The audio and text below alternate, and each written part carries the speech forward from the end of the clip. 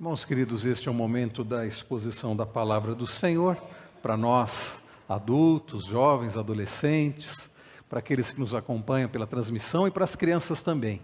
Mas as crianças vão subir, elas vão ouvir, elas estão cultuando ao Senhor, a família da aliança junta, cultuando ao Senhor, mas agora no momento da exposição da palavra, elas irão subir para ouvir da palavra, através das nossas irmãs Cristiane e Sheila. As crianças então, 10 anos, poderão subir. E nós vamos abrir nossas Bíblias no livro de Atos, capítulo de número 13. Vamos continuar, queridos, a nossa jornada através desse maravilhoso livro da Palavra do Senhor. Atos, capítulo 13. Nós estamos olhando para este livro, estamos expondo a este livro desde o início do ano e chegamos ao capítulo 13 há alguns domingos e hoje nós vamos olhar a partir do verso de número 42. Atos, capítulo 13, a partir do versículo de número 42, convido você a acompanhar com atenção, com interesse, a leitura da palavra do Senhor, que nos diz: quando Paulo e Barnabé estavam saindo, as pessoas pediram que no sábado seguinte lhes falassem estas mesmas palavras.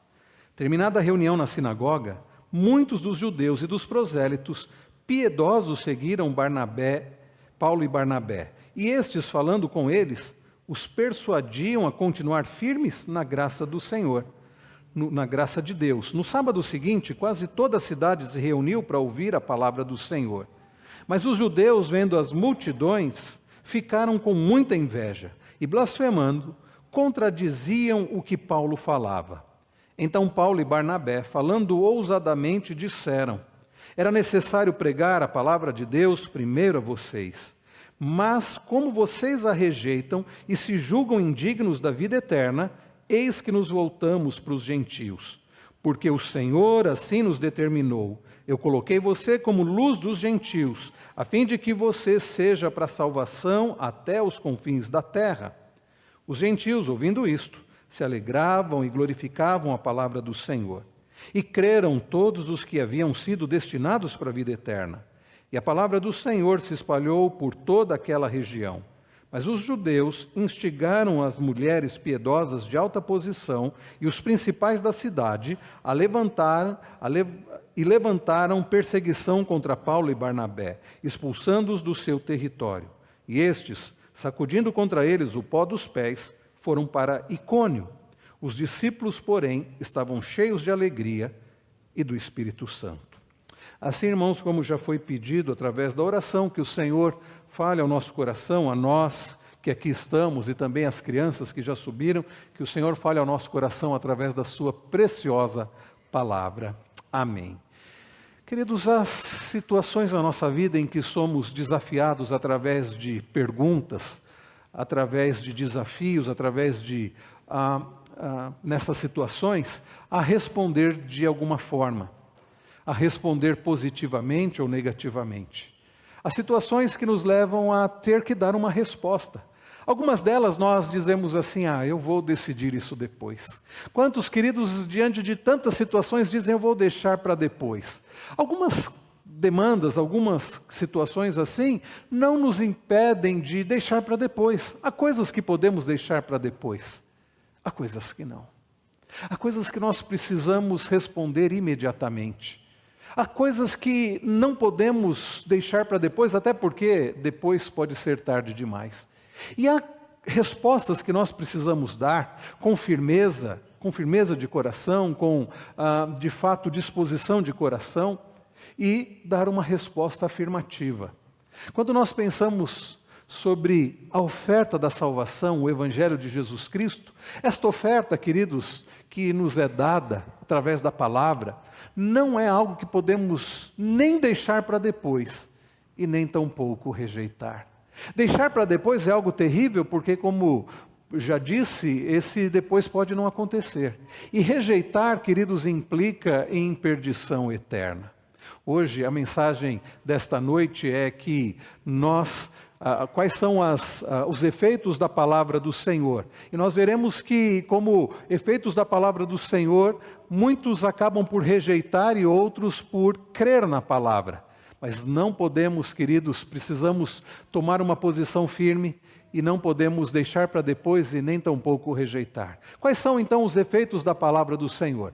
Nós podemos, ao olhar para este texto da palavra do Senhor, que muitos a rejeitam e outros creem nela por obra da graça do Senhor. E nós vamos ver isso olhando para o texto que acabamos de ler. Vejam, queridos, nós temos olhado para este precioso livro da preciosa palavra do Senhor e nós temos visto, e desde o início do capítulo 13, nós estamos no relato da primeira viagem missionária de Paulo, que Lucas relata, aqui no livro de Atos. Paulo e Barnabé, eles haviam sido enviados pela igreja de Antioquia da Síria para evangelizar a região da Ásia Menor, que era uma das grandes províncias na época ali do chamado Império Romano. E então, irmãos, primeiro eles rumaram para a ilha de Chipre, terra natal de Barnabé, e eles anunciam a palavra ali. Nós vimos alguns domingos que alguém ficou muito interessado, o procônsul, o governador daquela ilha, um homem chamado Sérgio Paulo, ele fica interessado na palavra, ele quis ouvir a mensagem daqueles missionários, daqueles servos do Senhor. E depois que aqueles nossos irmãos, Paulo e Barnabé, eles saem dali, eles vão para a região ali da Ásia Menor, e saindo então de Chipre, eles vão para a região da Ásia Menor e eles chegam na costa, ali em Perge da Panfilha, e lá João Marcos os deixa, ele resolve voltar para Jerusalém, não sabemos exatamente qual o motivo. E eles então caminham, Paulo e Barnabé continuam a obra, e eles então andam cerca de 160 quilômetros ali naquele continente, e eles chegam até Antioquia da Pisídia. E nós vimos, irmãos, que ali é uma região da Galácia. E na semana passada, no domingo passado, nós destacamos a ideia da ação. A igreja do Senhor Jesus é chamada para viver em ação. Nós não fomos chamados para vivermos estáticos, contemplando simplesmente o reino de Deus, mas para sermos atuantes no reino de Deus. E assim como os nossos irmãos do passado, Paulo e Barnabé, nós também somos chamados a proclamar o Evangelho. Não que você tenha que ir a um outro continente, não que você tenha que andar 160 quilômetros, não, você deve pregar onde você está. Alguns, queridos, têm sido chamados para pregar em outras localidades. Nós temos tido o privilégio de auxiliar, inclusive, no sustento de alguns dos nossos irmãos, alguns que foram chamados para a África, outros para o Oriente Médio, outros para a região ali da Europa Oriental, outros para a região do Amapá, evangelizando os índios, os indígenas. Mas fato é, queridos, que muitos de nós têm o chamado todos nós temos o chamado para testemunhar de Cristo. Nós temos aprendido isso desde o capítulo 1, verso 8, que ao receber poder, através do Espírito Santo, a igreja do Senhor seria testemunha do Senhor, tanto em Jerusalém como Samaria e Judéia, até os confins da terra. Então, queridos, é assim que nós devemos viver, em ação.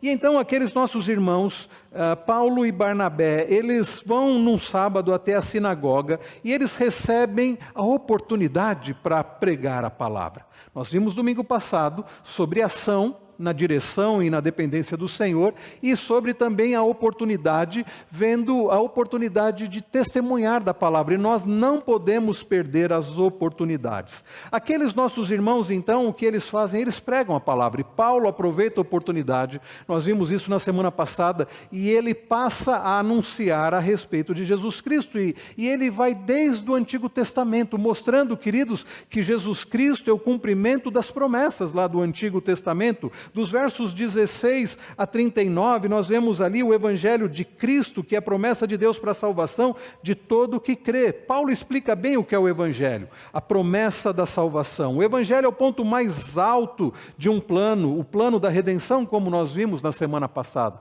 Paulo vai expondo a palavra, e depois de mostrar que o Evangelho, que é o cumprimento das promessas, Cristo é o cumprimento das promessas do Antigo Testamento, Paulo vai falar sobre o Evangelho de Cristo, e ele começa a falar sobre a morte e a ressurreição de Jesus. Nós vimos isso também na semana passada.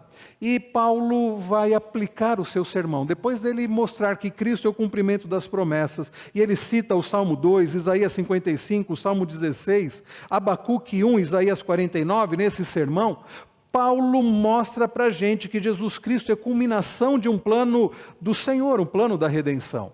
E ao final do seu sermão, e foi o final do sermão do domingo passado, só que diferente do sermão de Paulo, o sermão que eu prego não é inspirado, mas o sermão de Paulo era inspirado. E no final do sermão, Paulo traz uma palavra aqui de aplicação e um desafio muito grande para aquelas pessoas. Nós vimos isso no verso de número 41. Paulo, citando Abacuque capítulo 1, ele diz: vejam, ó desprezadores, fiquem maravilhados e desapareçam, porque no tempo de vocês eu realizo obra tal que vocês não acreditarão se alguém lhes contar. Paulo no verso 40 diz: tenham cuidado para que não lhes aconteça o que os profetas disseram. Paulo, depois de falar que há somente redenção, a remissão de pecados e justificação somente em Cristo, Paulo conclui o seu sermão com esta palavra, diz Abacuque capítulo 1. Vejam, irmãos, que junto com a maravilhosa promessa da redenção a todo o que crê, vem um alerta, vem uma ameaça. As pessoas não gostam muito de ver essa palavra do Senhor como uma ameaça, mas era de fato uma ameaça. Lá em Abacuque capítulo 1, Deus estava tratando com o seu povo, e Deus, por causa do pecado do povo, Deus estava corrigindo o povo. Como um pai amoroso, Deus estava disciplinando o seu povo.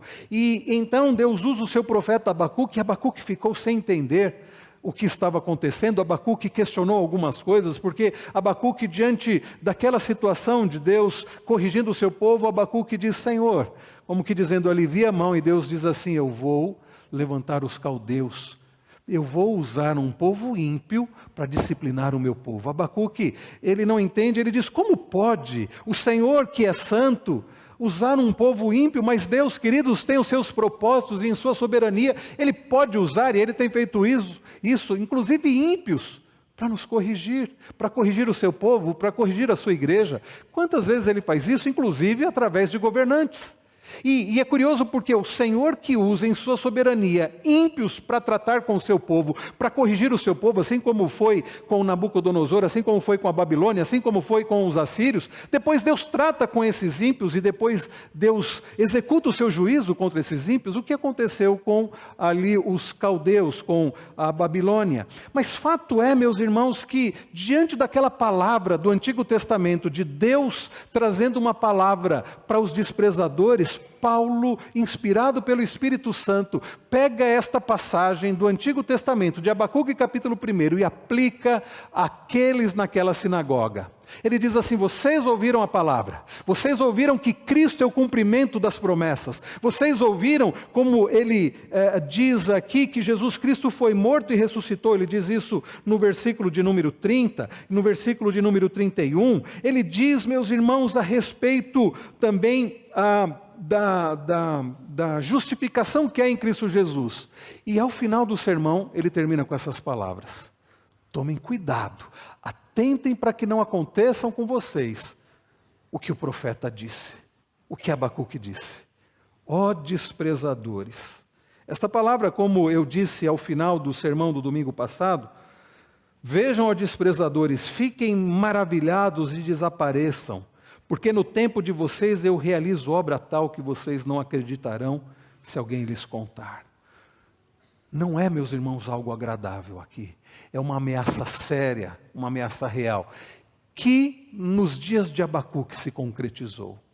Porque eles desprezaram a palavra do Senhor. Eles desprezaram a oferta de paz, de bênçãos que Deus deu a eles. Eles preferiram continuar nos seus pecados. Deus levanta os caldeus e Deus disciplina de forma tão séria o seu povo, porque era necessário. Quantos, meus irmãos, desprezaram e sofreram as consequências da ira do Senhor. Irmãos queridos, nós vemos aqui então que Deus havia enviado o profeta Abacuque, e Paulo faz essa aplicação. Paulo faz essa séria, solene aplicação. Era um alerta, uma ameaça que se concretizou, pelo menos ali na vida do povo de Deus nos dias de Abacuque. É o que Deus diz para o seu povo. Se o povo não se arrependesse, aconteceria isso. E irmãos, vejam que trazer um povo maligno como instrumento da sua ira para punir os seus impenitentes, é isso que Paulo está aplicando aqui para aqueles, não somente para aqueles que estavam naquela sinagoga naquele sábado, mas para todos nós hoje. Vejam que é sério esse alerta da palavra do Senhor, porque não foi um alerta que Deus deixou apenas naquele dia, naquela sinagoga, naquele sábado, em Antioquia da Pisídia. Mas Deus deixou esta palavra e preservou, e tem preservado. E essa palavra tem sido anunciada dia após dia, tempo após tempo.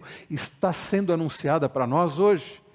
E a pergunta que fica, seremos nós como aqueles desprezadores dos dias de Abacuque, como aqueles desprezadores nos dias de Paulo, como nós já lemos aqui? Vejam que Paulo então aplica aos seus ouvintes, e ele anuncia depois que ele anunciou o evangelho de Jesus.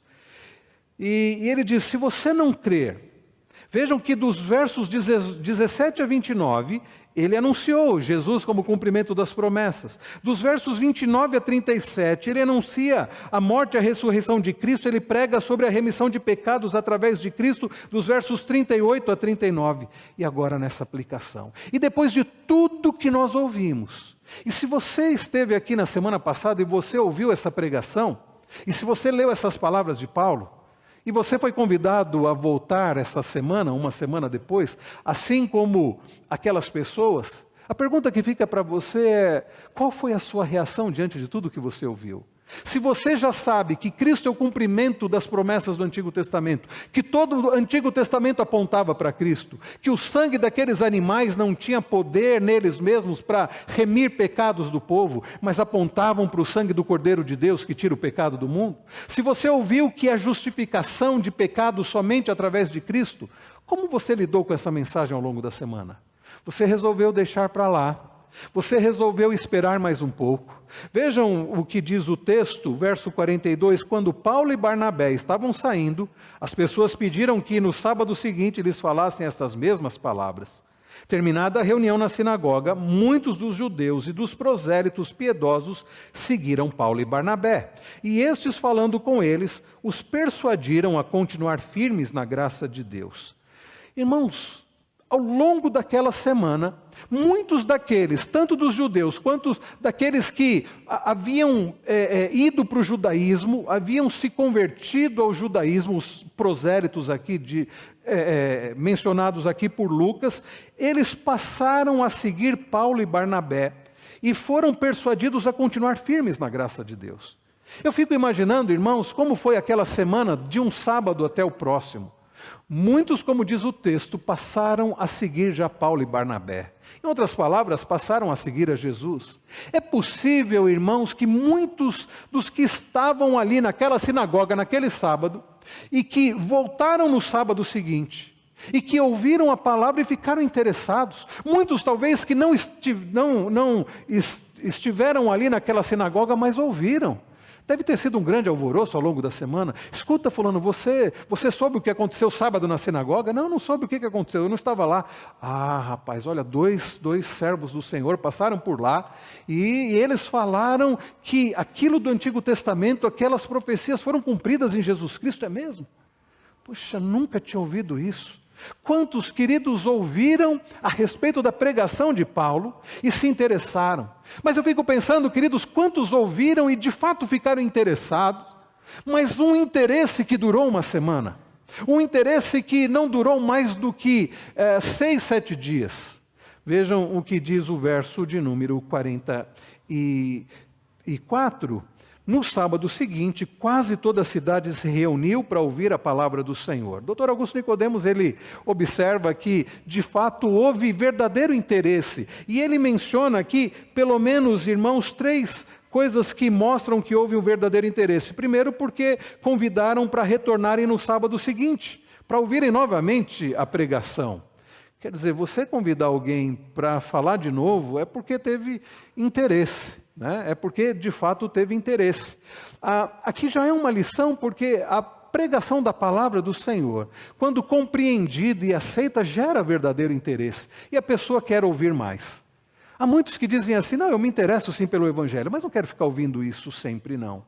Irmãos, o verdadeiro interesse, quando compreendemos de fato a palavra do Senhor, isso deve nos dar interesse em ouvir mais e mais e mais. Eu confesso aos irmãos que eu estranho profundamente quando eu vejo pessoas que não têm interesse, dizem que servem ao Senhor, que pertencem ao Senhor, que creem no Senhor, que amam o Senhor, mas não tem interesse em ouvir mais da palavra do Senhor. Não tem interesse, por exemplo, em participar do culto e ouvir a pregação da palavra. Acham muito chato, enfadonho, acham algo cansativo, por vezes ultrapassado. Não tem interesse no estudo da palavra do Senhor na escola bíblica dominical. Não tem interesse nas suas casas em ler mais da palavra do Senhor. É estranho isso. A falta de interesse, queridos, pela palavra é a falta de interesse por Cristo. A pessoa diz, eu tenho interesse por Cristo, mas não tenho interesse pelo ensino da palavra. Irmãos, isso não é possível. Não há como termos verdadeiro interesse por Cristo, por mais de Deus, e não termos interesse pela sua palavra. Um interesse verdadeiro por Cristo, por Deus, nos leva ao interesse pela sua palavra. Não é à toa que o salmista no Salmo 1 diz que bem-aventurado é aquele que de fato tem prazer na lei do Senhor e na lei do Senhor medita de dia e de noite. Não é porque ele ama simplesmente um livro, é porque ele ama o Deus do livro. Não é porque simplesmente ele ama essa palavra, ele ama o Deus da palavra, porque é uma palavra que testifica do Senhor, que vem do Senhor e é para a glória do Senhor. Eu quero destacar, irmãos, que um simples interesse também não é suficiente. Há aqueles que têm um interesse, mas é um simples interesse. Talvez uma curiosidade, talvez porque algo chamou a atenção. E eu tenho percebido quantos são aqueles que se dizem interessados pela palavra e até frequentam a igreja. São aqueles que já foram chamados de amigos do Evangelho, simpatizantes do Evangelho. Conhece esse tipo? É aquela pessoa que frequenta a igreja, gosta talvez muito das músicas, gosta do coral, gosta talvez do pastor, do jeito do pastor, saem dizendo assim, olha, eu gostei da palavra, mas nunca se decidiram por Cristo, nunca responderam à mensagem do Evangelho com a fé no Senhor Jesus, passando a se alegrar no Senhor e a viver para o Senhor. São aqueles que têm um certo interesse. São aqueles que ouvem a palavra, acham interessante, voltam no sábado seguinte, ou no nosso caso no domingo seguinte, e voltam, quem sabe, em muitos domingos seguintes, mas não há mudança de vida, não há transformação, não há fé verdadeira em Cristo Jesus, mas são pessoas que simpatizam com a palavra. Deixa eu dizer uma coisa para você, uma coisa muito séria: simpatizar com a palavra não é o suficiente. Ter um mero interesse pela palavra, pela teologia, pelas coisas da igreja, pelas músicas, pelo convívio, não é suficiente. Nós precisamos, irmãos, de fato responder com a fé no Senhor Jesus, que nos leva a viver para Ele, morrer para Ele, nos leva a uma vida que glorifica o Senhor, de uma vida de alegria no Senhor, como nós vemos, como já nós lemos neste texto. Como os discípulos passaram a viver, com alegria no Senhor.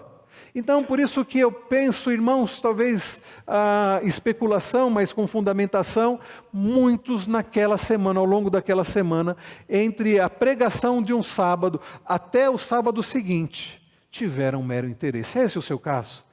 Você é aquele que tem interesse nas coisas de Deus, mas é apenas um mero interesse? Você é um simpatizante do Evangelho? Você é alguém que gosta da igreja? Você é alguém que gosta desse ambiente? Você é alguém que gosta da amizade com as pessoas da igreja? Você é alguém que gosta das músicas que são cantadas? Ou você é alguém que de fato ouviu a palavra, respondeu com fé em Cristo e tem sido um seguidor de Cristo? Você precisa avaliar no seu coração. Mas vejam, irmãos, que o texto continua e diz que, apesar de ter havido esse interesse, porque vejam que muitos seguiram, além de convidarem para retornar no sábado seguinte, muitos seguiram Paulo e Barnabé após saírem daquela reunião na sinagoga, diz o verso 43, o que mostra interesse. E no verso 44 diz que no sábado seguinte, quase toda a cidade afluiu para ouvir a palavra de Deus. Olha que interessante, meus irmãos, quase toda a cidade se reuniu para ouvir a palavra do Senhor. Interesse ou não? É possível, como eu disse, que muitos foram por curiosidade. Ouviram falar de Paulo e Barnabé, ouviram falar de uma pregação diferente que eles estavam acostumados na sinagoga e foram lá para ver, talvez por mero interesse, talvez por curiosidade. Mas fato é que houve interesse e quase toda a cidade. É claro que essa figura de linguagem que Lucas usa não é que quase de fato toda a cidade foi lá.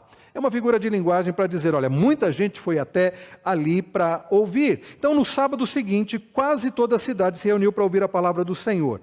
Agora vejam que o verso 45 começa com um mas. Quando tudo parece, olha, grande interesse, quase toda a cidade ali para ouvir, muitos já seguindo Paulo e Barnabé, vem um mas. E esse mas, meus irmãos, é muito sério, porque pode ser a sua situação.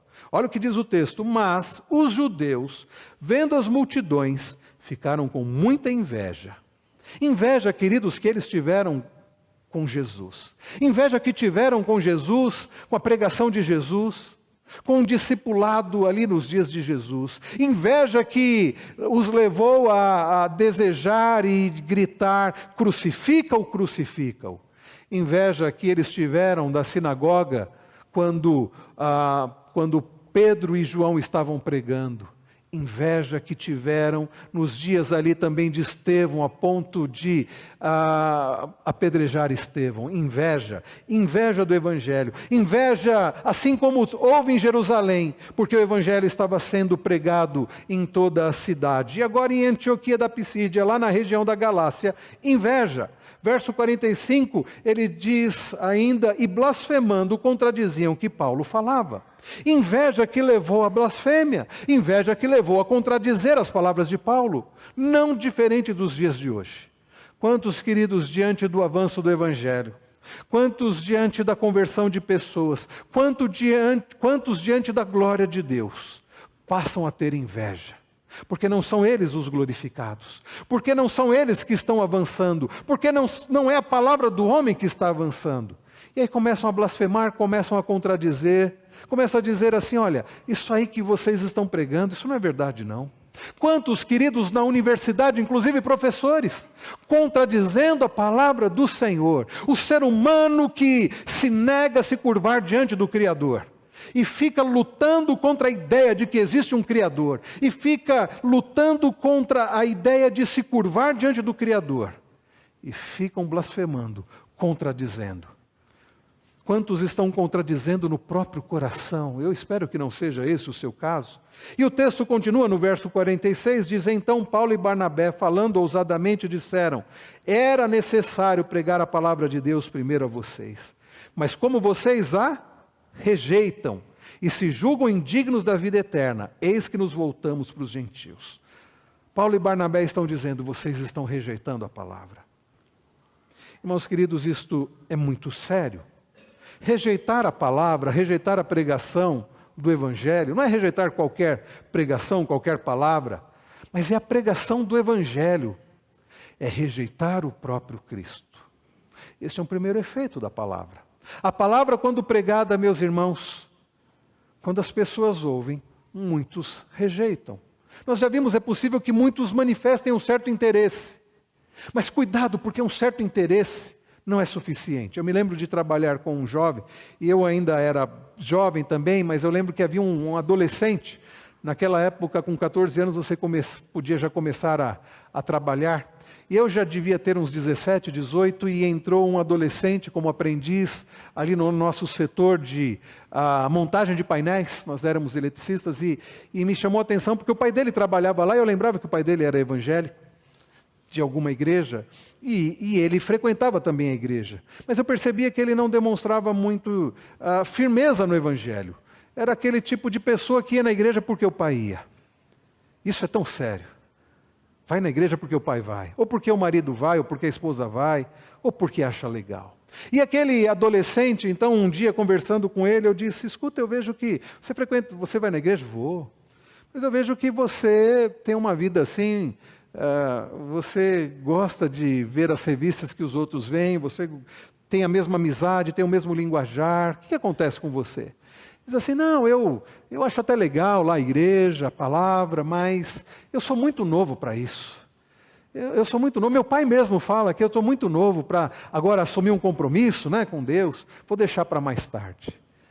Irmãos, isso foi na década de 90, eu não sei desse rapaz. Eu não sei se está vivo, eu não sei se ele já tomou a decisão, mas é possível que não tenha tido mais oportunidade para ele. Esse deixar para mais tarde é muito sério. Há outros, como nós acabamos de ver, que não deixam para mais tarde. Há outros que já rejeitam de cara. Qual é o seu caso? A palavra do Senhor, o Evangelho que nos é oferecido, demanda uma resposta. Qual é a sua resposta? Vou deixar para depois? Vou deixar para a semana que vem? Será que vai chegar a semana que vem? Vou deixar, como disse aquele adolescente, vou deixar para quando eu for mais velho. Você vai arriscar dessa forma? Ou como os judeus fizeram, vou rejeitar. É esse o seu caso? Eles, queridos, deliberadamente rejeitam a palavra. Nos diz o texto que, então, eles simplesmente rejeitam e eles, queridos, agem de uma forma a levar outros a contradizer o que Paulo e Barnabé estavam pregando. A palavra do Senhor, meus irmãos, quando proclamada, ela vai causar alguma reação. A sua reação qual tem sido? Porque, como eu disse no final do sermão do domingo passado, o que mais interessa, qual é a sua reação? É de aceitação? É de rejeição? Ou é deixar para mais tarde? Você não pode deixar para mais tarde. Quando tudo parece então que ia bem, vem aquela reviravolta e os judeus rejeitam a palavra. E Paulo então vai citar Isaías 42:6 e Isaías 49:6, anunciam que como os judeus rejeitaram, eles iriam pregar aos gentios. Olhem comigo o verso de número 46, então Paulo e Barnabé, falando ousadamente, disseram: era necessário pregar a palavra de Deus primeiro a vocês. Mas como vocês a rejeitam e se julgam indignos da vida eterna, eis que nos voltamos para os gentios, porque o Senhor assim nos determinou. A citação do profeta Isaías: eu coloquei vocês como luz dos gentios, a fim de que você seja para salvação até os confins da terra. Os judeus rejeitam. E Deus, isso não é um plano B do Senhor, tá bom? Tem gente que acha assim, bom, Deus tentou com os judeus. Como os judeus rejeitaram, Deus resolveu então dar uma oportunidade para os gentios.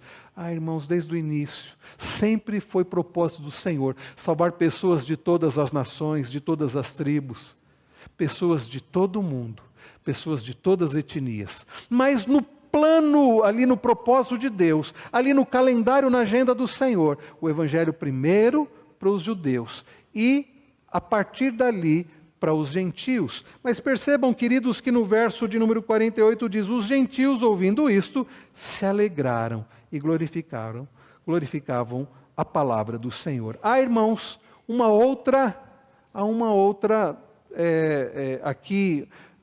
o efeito da palavra, que é da aceitação. Nós lemos, queridos, que alguns naquela semana já passaram a seguir Barnabé e Paulo. E aqui no verso de número 48, nós vimos que os gentios que ouviram Paulo e Barnabé dizendo: olha, vocês estão rejeitando, nós então, o cumprimento aqui da promessa, nós vamos pregar aos gentios. A graça de Deus, queridos, sendo transmitida aos gentios, o que trouxe grande alegria. E eles passaram a glorificar. E, queridos, a pergunta, alguém disse acertadamente que a pergunta principal não é porque os judeus rejeitaram. Os judeus rejeitaram porque eles estavam mortos espiritualmente. Como muitos, ou como todos que têm rejeitado a palavra até hoje, é essa a condição da pessoa. A condição de todo ser humano quando nasce é essa. Lá em Efésios 2, Paulo diz que nós estávamos mortos nos delitos e pecados. E quando nós estávamos mortos é que Deus nos deu vida. Pela graça nós somos salvos. Todo ser humano, guarde isso, todo ser humano já nasce morto espiritualmente, consequência do pecado, e nós já herdamos o pecado original. Paulo em Romanos 3:23 diz: todos pecaram e carecem da glória de Deus. E lá em Romanos 6:23 ele diz: o salário do pecado é a morte. Mas ele continua e diz: mas o dom gratuito de Deus é a vida eterna em Cristo Jesus. Queridos, nós já nascemos mortos espiritualmente. Nós precisamos receber vida. E a pergunta principal, então, não é porque eles rejeitaram. A pergunta é por que muitos ali creram? Por que os gentios creram? Por que muitos passaram a seguir Paulo e Barnabé? E no verso de número 48 nós temos a resposta. Os gentios, ouvindo isso, se alegraram e glorificaram a palavra do Senhor e creram todos os que haviam sido destinados para a vida eterna.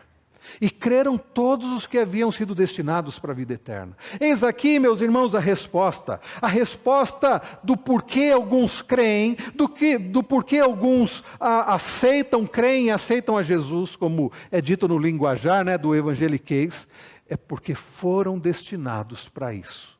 Se todos, queridos, estavam mortos, os delitos e pecados, como alguém que está morto pode desejar alguma coisa? Você já viu um morto? A pessoa está lá no caixão, de repente ela diz, escuta, alguém traz um copo de água para mim? Aliás, se isso acontecer num velório, o povo vai sair correndo, não é verdade? Mas eu nunca vi alguém morto pedir alguma coisa, desejar alguma coisa. Por um motivo muito óbvio, ele está morto. Como pode um ser humano morto nos delitos e pecados desejar a Deus? Como pode um ser humano morto espiritualmente crer em Cristo? Como pode alguém aceitar essa oferta da salvação se ele está morto? Nas aulas de catecúmenos, um dos slides que eu uso é uma boia sendo lançada diante de uma sepultura. Como pode alguém que está morto se agarrar à oferta da salvação? Essa é a ideia do sinergismo. Deus dá a oferta, mas você precisa crer, você precisa abrir o coração. Mas o que a Bíblia diz não é isso. Um outro slide que eu uso é Deus arrancando a pessoa da sepultura, que mostra a ideia do monergismo, ou seja, a salvação é um ato do Senhor. Quando nós respondemos com fé, é porque o Senhor trabalhou o nosso coração.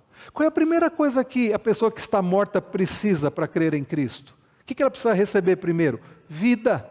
E ela precisa receber a fé. É por isso que lá em Efésios 2,8 Paulo diz, pela graça vocês são salvos mediante a fé. E isto não vem de vocês. O isto está se referindo tanto à graça quanto à fé.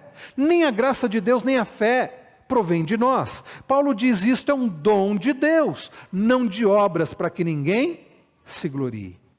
A fé é um dom de Deus. Para crer, você precisa receber este dom de Deus. É por isso que, mais uma vez, citando Efésios 2, Paulo diz que nós recebemos vida, Deus nos deu vida, quando nós estávamos mortos, os delitos e pecados. A salvação é um ato do Senhor. Aqueles que creram porque eles já estavam destinados para a vida eterna. Eles já haviam sido escolhidos para a vida eterna. Então, que não haja no seu coração nenhum orgulho. Você que creu, você que acha que abriu o coração para Jesus e resolveu dar uma chance para Deus, pare de pensar assim e comece a glorificar a Deus dizendo, Senhor, eu estava morto e o Senhor me deu vida. Como diz o antigo hino, Amazing Grace, de John Newton, ele que antes havia sido alguém que havia trabalhado escravizando pessoas num navio negreiro. Depois de alcançado pela maravilhosa graça do Senhor, ele diz, eu estava perdido, fui achado. Eu estava cego e agora vejo. Comece a glorificar a Deus, se você creu já no Evangelho, dizendo, Senhor, esta foi uma obra do Senhor, e eu louvo ao Senhor, porque não fosse o Senhor, eu ainda estaria rejeitando a Tua palavra. Mas a pergunta é, você creu, você aceitou esta oferta da salvação?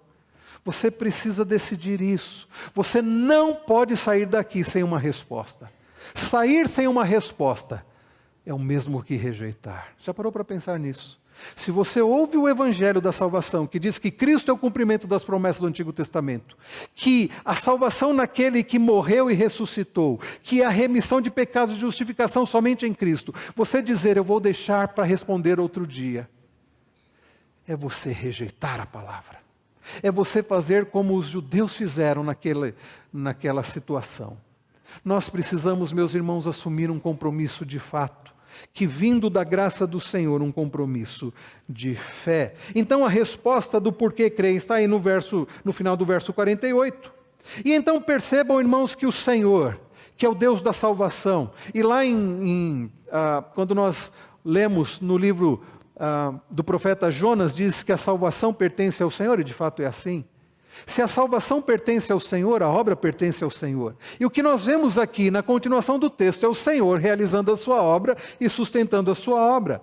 A partir do verso 49 diz que a palavra do Senhor se espalhou por toda aquela região. É verdade, queridos, que isso não impede a oposição. Verso 50, mas os judeus instigaram as mulheres piedosas de alta posição e os principais da cidade a levantarem perseguição contra Paulo e Barnabé, expulsando-os do seu território. Irmãos, vai continuar assim.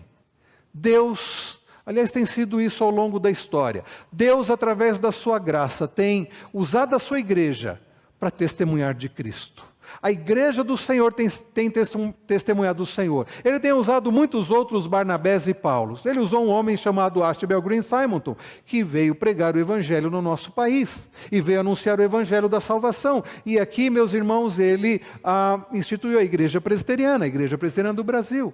E a igreja do Senhor, através de outras denominações, porque não é apenas no presbiterianismo, mas a igreja do Senhor, através de outras denominações verdadeiramente cristãs, tem proclamado Cristo e pessoas têm crido. Muitos têm rejeitado, outros têm deixado para depois. É o mesmo que rejeitar, pode dizer está rejeitando temporariamente, mas será que vai haver outra oportunidade? E outros têm crido, e Deus tem sustentado a sua obra, mas a rejeição, mas a oposição continua.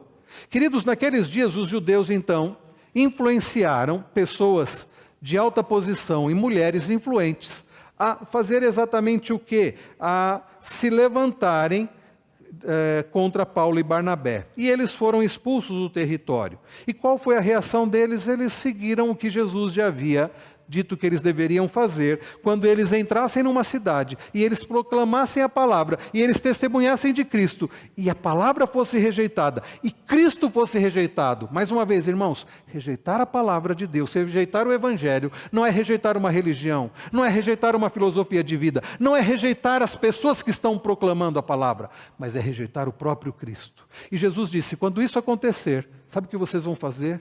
Vocês vão sacudir o pó da sandália de vocês, vocês vão dar as costas e vocês vão sair dali. Foi esta a reação deles, verso 51. E estes, sacudindo contra eles o pó dos pés, foram para Icônio. Os discípulos, porém, estavam cheios de alegria e do Espírito Santo. Queridos, a pregação da palavra vai causar essas duas respostas. Ou rejeição, seja ela já imediata ou temporária, ou aceitação. Deus vai continuar usando a sua igreja para a proclamação da palavra. A oposição vai continuar existindo até a volta de Jesus, mas Deus vai continuar sustentando a sua obra, através do Espírito Santo. E o texto diz, cheios de alegria e do Espírito Santo. As lições para nós aqui, meus irmãos, para encerrarmos essa mensagem é que os eleitos, aqueles que já foram destinados para a salvação, irão crer por obra do Senhor. Aqueles, irmãos, muitos vão continuar rejeitando a palavra. E a pergunta continua, qual é o seu caso? Você está no grupo daqueles que rejeitam o Evangelho, que dizem assim, eu até gosto, mas eu vou deixar para depois. Quantos têm dito isso? Não é hora de fazer a profissão de fé ainda não. Eu não estou preparado. Você acha que tem alguém que de fato, que estar preparado significa eu já tenho uma vida perfeita e vou agora fazer a profissão de fé? Não existe isso. Existem aqueles que reconheceram que precisam da graça do Senhor, que são pecadores, e que vão buscar fortalecimento para esse crescimento espiritual. Vão ser batizados e vão se juntar ao povo de Deus, que é composto por outros pecadores, que estão crescendo na graça do Senhor. Agora existem aqueles que têm rejeitado. Qual é o seu caso? A lição para nós também, meus irmãos, nesta noite é que aqueles que creem, creem porque isto é obra da graça do Senhor. Se você já crê, glorifique ao Senhor, porque esta é obra da graça do Senhor. Você foi escolhido não porque você merecia, não porque Deus viu algo de bom em você, mas como diz Paulo em Efésios 2, por causa da sua misericórdia, por ser Deus grande em misericórdia, em amor Ele resolveu te salvar. Há uma outra lição para nós que é, a oposição vai continuar. Isso não deve impedir de continuarmos pregando a palavra do Senhor. Se você foi rejeitado, não desanime, continue pregando. Você foi rejeitado aqui, continue pregando, vá a outros lugares, vá pregar para outras pessoas e deixa que o Senhor vai fazer a obra. Irmãos, queridos, a conversão não é uma responsabilidade nossa, a proclamação sim. Nós não temos poder para converter ninguém, mas a boa notícia é que o Espírito tem. Ele quem convence do pecado, da justiça e do juízo. E os eleitos de Deus, os escolhidos, aqueles que foram destinados para a vida eterna, irão crer. Alguns dizem assim, não, nessa doutrina que muitos chamam de calvinismo, não há por que fazer missões e evangelizar. Se Deus tem os seus escolhidos, por que eu vou evangelizar? Bem, o meio que Deus deixou é justamente a palavra. Como crerão, diz Paulo, se não há quem pregue? Como ouvirão se não há quem pregue? Então, o meio é a palavra, que o Espírito Santo usa para converter. Por isso, a nossa responsabilidade é proclamar. Temos nós proclamado a palavra? Proclame a palavra. Deus tem os seus eleitos. Os escolhidos vão aceitar. Aqueles que não foram escolhidos, eles vão continuar rejeitando. E, irmãos, vamos continuar firmes, como diz aqui o texto, no final do verso de número 43, persuadiam a continuar firmes na graça de Deus. E como diz o final do verso 52, estavam cheios de alegria do Espírito Santo. Que assim o Senhor nos sustente para a sua glória.